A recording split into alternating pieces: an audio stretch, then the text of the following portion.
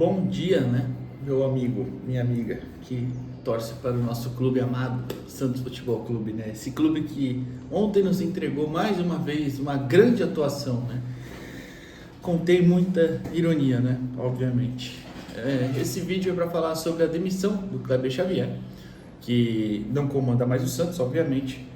E eu queria perguntar se você já acordou para trabalhar, porque eu tô gravando agora, nem acordei tão cedo assim, né? Cedo, mas nem tão cedo. Acordei 6h40, tô gravando agora, são 7 horas. Mas certamente você já acordou 5, tem gente que acorda 4h30. Bom lembrar que o Santos só se representa quarta-feira, tá? São 2 dias de folga. E aqui tá falando uma pessoa que não liga muito pra esse bagulho. Normalmente, de verdade, não ligo mesmo, porque é normal, óbvio. Ter folgas no futebol precisa acontecer. Só que depois de 6-0, você ter 2 dias de folga. E aí você treina quarta, quinta, sexta e sábado, joga domingo contra o Bahia. São 4 treinos. Se o primeiro é regenerativo, você vai treinar 3 vezes. Olha, parabéns a quem fez a programação, viu? Vamos falar sobre a demissão do Kleber Xavier do comando do Santos. Antes, peço para você deixar o like no vídeo, se inscrever no canal.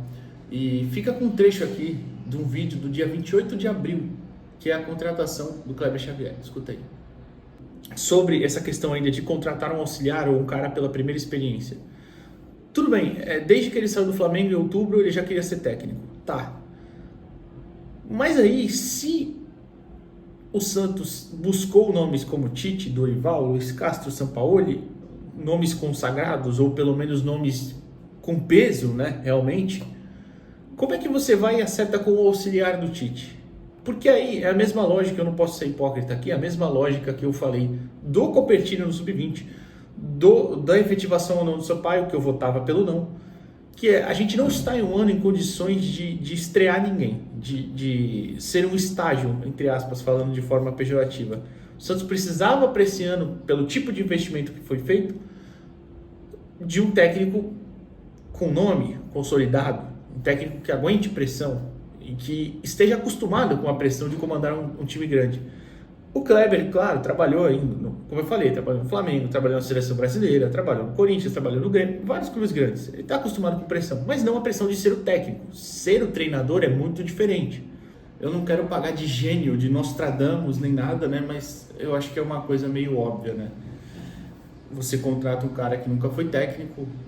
Eu até cito naquele vídeo que eu acho que tem diferenças para o Paulo Turra, por exemplo, né? Em questão de trabalho, em questão de metodologias e tal, mas que no final você se deu ao luxo de perder o mesmo tempo, né? Ou talvez até um pouco mais, né? Acho que o Kleber comandou o Santos em mais partidas do que o Turra, mas entregou até mais também, mas enfim, nada que mudasse a nossa história, né, no momento. Então, vamos falar sobre isso.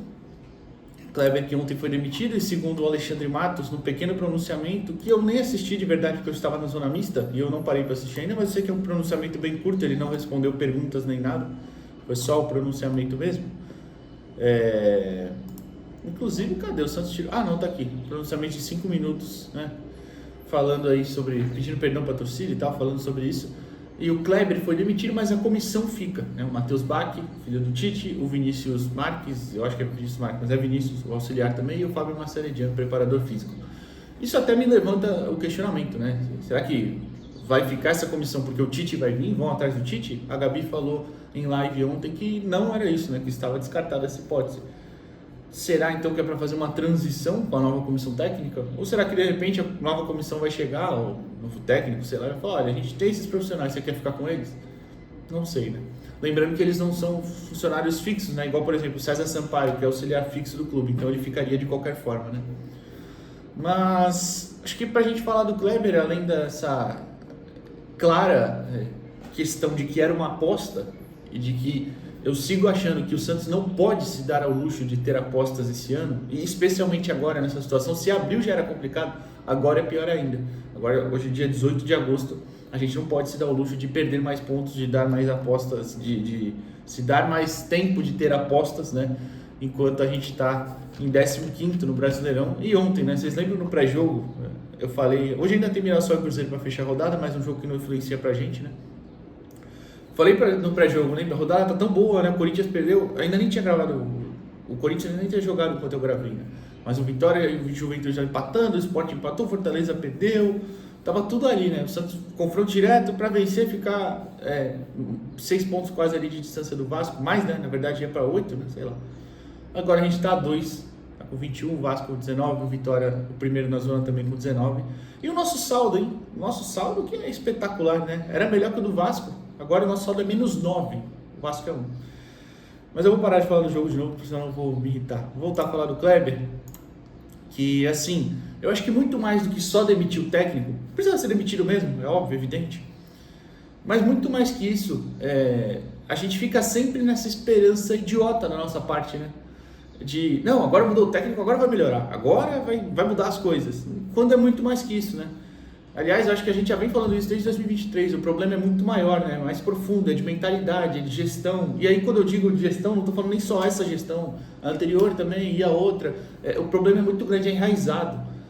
Esse tipo de coisa de, por exemplo, uma coisa que eu bato muito aqui, que eu detesto, que é ter o tanto de gente que tem dentro do CT no dia a dia. Não os funcionários trabalhando, né? Óbvio, estou falando o conselheiro, o diretor, o amigo. CT para trabalhar. É revoltante ficar o tanto de gente que tem lá dentro e dando pitaco e vendo e assistindo. Não tem que acontecer, cara.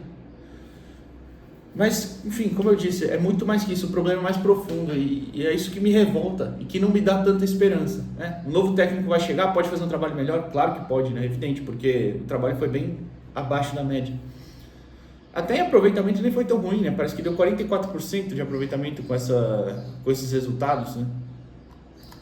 Foram 5 vitórias, 4 empates e 6 derrotas do Kleber. 14 gols sofridos e 21... 14 gols marcados e 21 sofridos, né? Claro que esse último infla, mas enfim, entrou na estatística, né?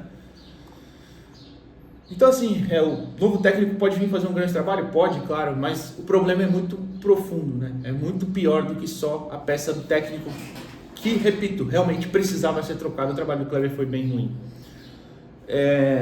E até falando no trabalho em si, eu não posso chegar aqui também e falar que eu acho que não teve bons momentos. Eu acho que teve, né? Uma passagem bem curta, né?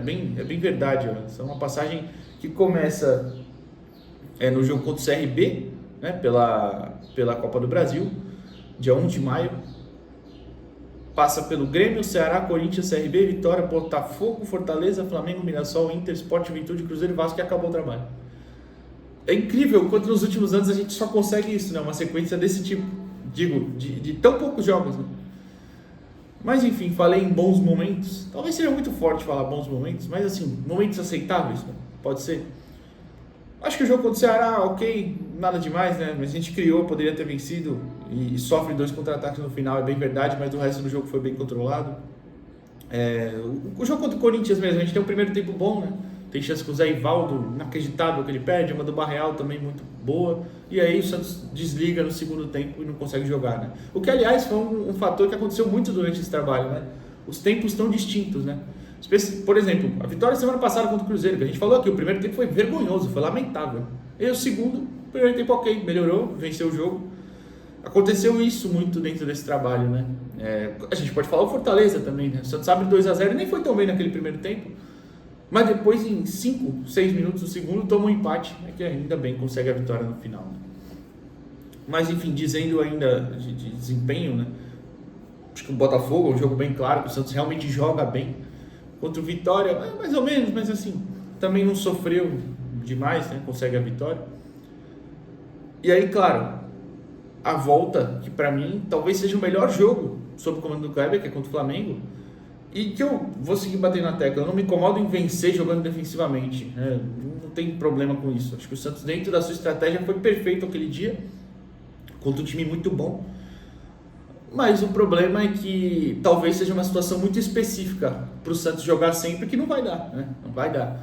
É diferente, por exemplo, você jogar contra um time igual o Vasco ontem, que é um time de muito mais posse do que o Flamengo, que é mais agressivo. E veja bem, eu não estou falando em um time ser melhor ou pior que o outro, estou falando estilos de jogo, estilos de enfrentamento que você vai ter. E talvez não encaixasse ontem e assim, a gente ficou na roda ontem, né? Então, mas é isso, acho que... E aí, para finalizar ainda, o Kleber não demonstrou nenhuma grande novidade. Acho que eu vi isso de um amigo meu, eu falei isso até com outros amigos esses dias, Eu ouvi isso de um amigo meu, né? O que que o Kleber, e eu repeti, né, para esses outros amigos, como eu falei, o que que o Kleber tem de conhecimento teórico que o Tite, vou pegar o Tite aqui como exemplo, tá? Porque era da comissão, claro, não tem. O que que um tem de conhecimento teórico que o outro não tem? Nada, certo? Na teoria os dois sabem igual, não é isso? Só que a prática é diferente. Para você aplicar as coisas é diferente. Para você fazer o jogador comprar a sua ideia, que é uma parte essencial do futebol, para você fazer o cara acreditar, tipo, o cara escutar aquilo e falar, não, realmente eu preciso fazer isso aqui, porque se eu fizer isso aqui eu vou ser vencedor, se eu fizer isso aqui eu vou ser o pica.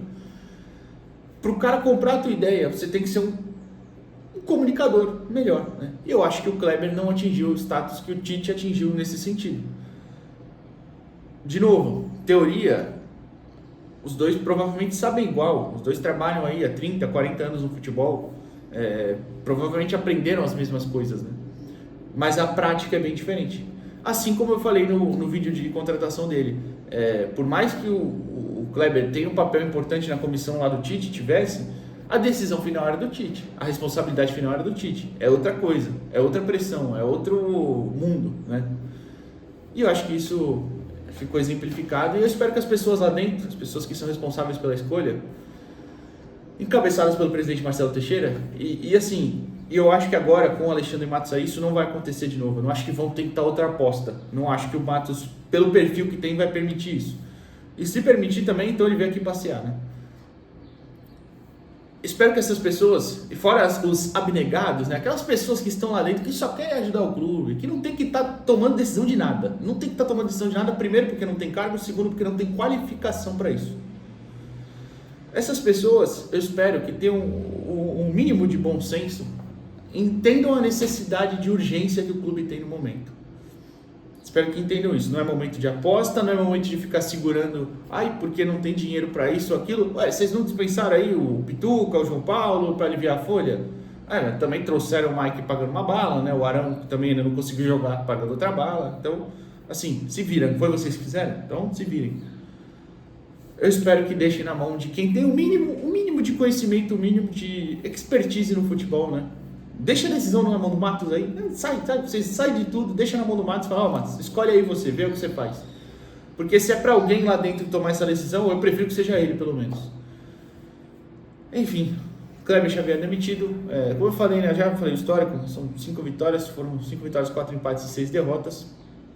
Vitórias contra Vitória da Bahia, Fortaleza, Flamengo, Juventude e Cruzeiro. Derrotas para Grêmio, Corinthians, Botafogo, Mirassol, Inter e Vasco. Empates contra Sport e Ceará e 2 contra o CRB pela Copa do Brasil. Então é isso, gente, é isso. Uma demissão que, como eu falei no vídeo de pós-jogo ontem, né? Não era um se, e sim quando. Poderia ter sido depois da vitória contra o Cruzeiro, né?